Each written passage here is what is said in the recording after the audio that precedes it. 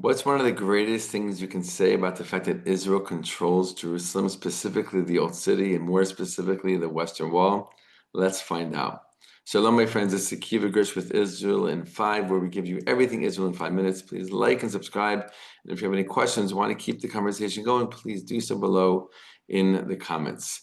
Before we get to that specific fact and piece of information, let's zoom out and understand Israeli control over Jerusalem.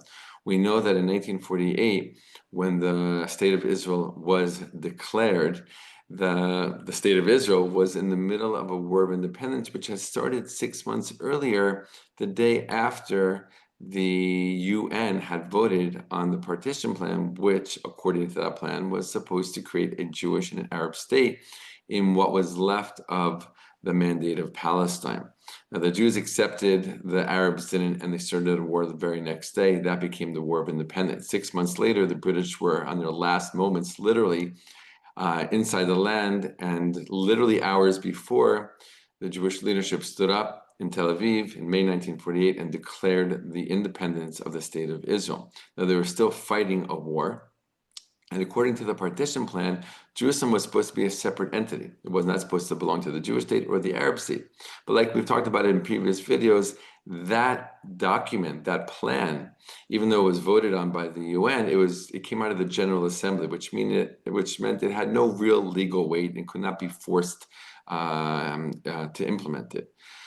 So what would determine the fate of Jerusalem? The war itself. And when the war ended, in the first part of 1949, part of Jerusalem was controlled by the Israeli forces, and part of the city was controlled by Jordanian forces. And the city was literally split in two. The ceasefire line went right through the city, and the old city was on the other side, was on the Jordanian side. So from 1949 to 1967, the Israelis, the Jewish state, the Jewish people did not have access to the old city, to the Western Wall, to the Temple Mount, the holiest place in all of Jerusalem. And it was not until the 1967 Six-Day War that would change. We know the story of the Six-Day War. In 6 days, Israel defeats Egypt, Jordan, and Syria, and as a result, gains a tremendous amount of land, all of the West Bank, Judea and Samaria, including East Jerusalem, including the Old City, and including, of course, the Western Wall and the Temple Mount. Right away, Israel annexes East Jerusalem and expands the borders of Jerusalem to include both West and East Jerusalem. The entire city is now unified. And now Israel has access and control over the old city of Jerusalem, again, specifically including the Western Wall and the Temple Mount. And right away, immediately, it starts to create a space where people, lots of people, all kinds of people can come and pray. Before that, it was this narrow little alleyway. If you see old pictures of what the Western Wall, or as we call it in Hebrew, the Kotel, looked like before 1967, and for centuries before that, it was this tiny little narrow space that could maybe only fit a couple hundred people, maybe a few hundred people if they stood very close together. Israel knows that this is the holiest place in Judaism and starts to clear out the whole area. It's a very kind of rundown area, like a slum kind of area. Clear it out and create the Western Wall Plaza, which we know today. Now, over the years, it's gone through different renovations and expansions, but basically right away, a huge prayer space is created. And this will become a major, almost pilgrimage site for the Jews of Israel, for Jews all over the world, to come and to pray, right? The closest they can get to where the Jewish temple used to stand in Jerusalem, just over the wall on top of the Temple Mount. Now, what is the most amazing thing I think we can say about Israeli control over Jerusalem today is the fact that even though this is our holiest place, right? The Temple Mount specifically, the Western Wall is just next to it, right? As close as most people can get. There's lots of details. We won't go into that right now, maybe another time for another video. But what's the greatest thing that we can say is that though it is the holiest place, the holiest site, right, for the Jewish people, or at least right next to it, we invite the whole world to come.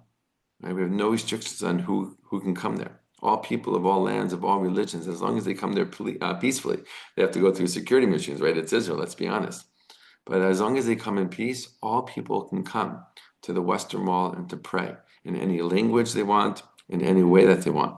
And I've been there so many times, hundreds of times, and you can see people from all lands, from all countries, all ethnicities, all religions coming there. They're attracted to this place. They feel connected to this place, and they want to stand in this place, right? Because they know that this place is so holy.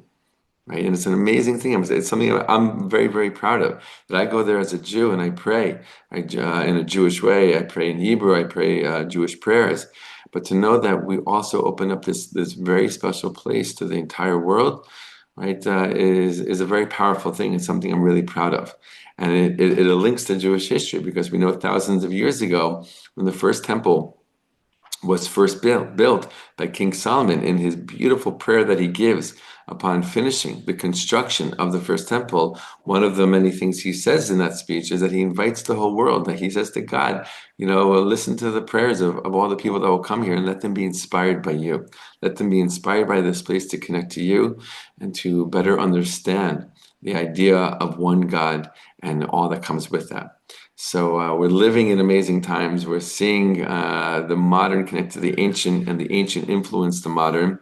And again, it's a very, very special thing to see that Israel, immediately upon reclaiming control over this holiest of sites, opens it up to the entire world. In fact, during the battle itself in the Six-Day War for the Old City, there was no air support because Israel didn't want to damage any of the religious sites belonging to Islam or Christianity. And as soon as the Western Wall was liberated, the chief rabbi of the IDF came with a small Torah scroll and a shofar, and he declared this moment a time of redemption. And in that little speech that he gave right then and there, he also called to all the nations, right, to come to Jerusalem and to connect to this holy place. Very amazing. Again, something to be very proud of. All the best, my friends, and be well.